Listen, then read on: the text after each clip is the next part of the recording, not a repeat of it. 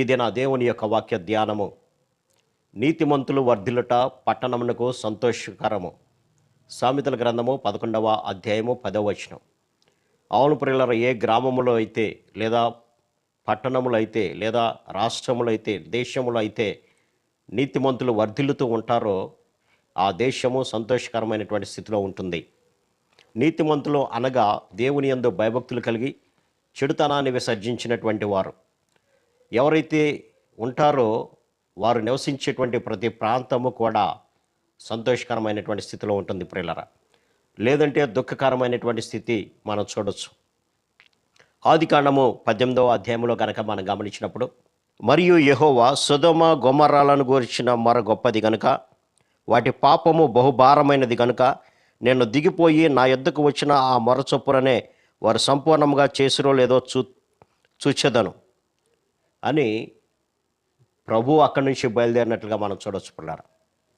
సొదొమ గొమొర్రా పట్టణాలు ఎలాంటి స్థితిలో ఉన్నాయంటే బహుభయంకరమైనటువంటి స్థితిలో ఉన్నాయి.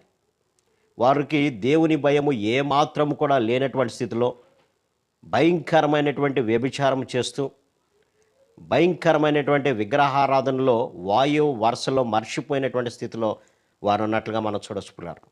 చిన్నలు మొదలుకొని వృద్ధుల వరకు కూడా భయంకరమైనటువంటి పాపములు చేస్తూ ఉన్నారు. లోతు కుటుంబం దగ్గరికి దేవదూతలు వెళ్ళినప్పుడు కూడా ఆ దేవదూతలతో వ్యభిచారం చేయడానికి లోతు కుటుంబం మీద దొమ్మిగా వారందరూ వచ్చి తలుపులు కొట్టినట్లుగా మనం చూడొచ్చు. అంత భయంకరమైనటువంటి స్థితిలో ఉంటున్నారు. ప్రభు అంటున్నాడు, దాని యొక్క దోషము నా దృష్టికి బహుఘోరంగా ఉన్నది కాబట్టి నేను దానిని నాశనం చేస్తాను అని అనుకొని దిగి వచ్చి వెళుతున్నటువంటి సందర్భంలో అబ్రహాము దగ్గరికి వెళ్ళారు. మార్గ మధ్యలో అబ్రహాముకి నేను చేయబోయే కార్యము దాచదనా అని ప్రభు అబ్రహాంతో ఈ విషయం అంతా చెప్పాడు. ఇదిగో సొదొమ గొమొర్రా భయంకరమైనటువంటి పాపస్థితిలో ఉంది, నేను దానిని నాశనం చేయడానికి వెళ్తున్నాను అన్నప్పుడు అబ్రహాము లోతును బట్టి ప్రభు సన్నిధిలో వేడుతుండు. అక్కడ అంటున్నటువంటి మాట, అబ్రహాము ఇంకా యెహోవా సన్నిధిని నిల్చుండెను. అప్పుడు అబ్రహాము సమీపించి ఇట్లా, నేను దుష్టులతో కూడా నీతిమంతులను నాశనము చేయదువా? ఒకవేళ ఆ పట్టణంలో 50 మంది నీతిమంతులు నేనులా దానిలోనున్నటువంటి 50 మంది నీతిమంతుల నిమిత్తము ఆ పట్టణాన్ని నాశనం చేయక కాయవా అని అన్నప్పుడు ప్రభు అంటున్నారు, ఒకవేళ 50 మంది నీతిమంతులుంటే ఆ పట్టణాన్ని నేను నాశనం చేయకుండా దాన్ని వదిలేస్తానన్నారు. లెక్కబెట్టి చూస్తే 50 మంది కూడా లేరు. ఆ తర్వాత 45 మంది ఉంటే నువ్వు కాపాడు ప్రభు ఆ పట్టణాన్ని అంటే, సర్లే నీ యొక్క కోరికల ప్రకారము 45 మంది ఉన్నా నేను కాపాడుతాను అన్నారు. అట్లాగే ఎక్కడి వరకు వచ్చారంటే 10 మంది, ప్రభువా నేను ధూళిని దౌర్భాగ్యుడను ఏమీ అనుకోబాకు, నేను అడుగుతున్నాను ఆ పట్టణంలో 10 మంది ఉన్నా ఆ పట్టణాన్ని కాపాడుతావా అన్నప్పుడు అవును కాపాడుతాను అన్నాడు ప్రభు. కానీ లెక్క పెట్టి చూస్తే ఏ ఒక్కరు కూడా లోతు తప్ప ఏ ఒక్కరు కూడా నీతిమంతులుగా ఆ యొక్క పట్టణంలో కనపడలేదు పిల్లలు. వెంటనే ప్రభు లోతు యొక్క కుటుంబాన్ని అక్కడి నుంచి తప్పించి భయంకరమైనటువంటి అగ్ని గంధకముల చేత ఆ పట్టణాలని కాల్చివేసినట్లుగా మనం చూడొచ్చు పిల్లలు. అందుకనే ప్రభు అంటున్నాడు, నీతిమంతులు వర్ధిల్లుట పట్టణానికి సంతోషకరము. ఆ యొక్క సొదొమ గొమొర్రాలో నీతిమంతుడు ఒకడు కూడా లేడు, లోతు కుటుంబం తప్ప.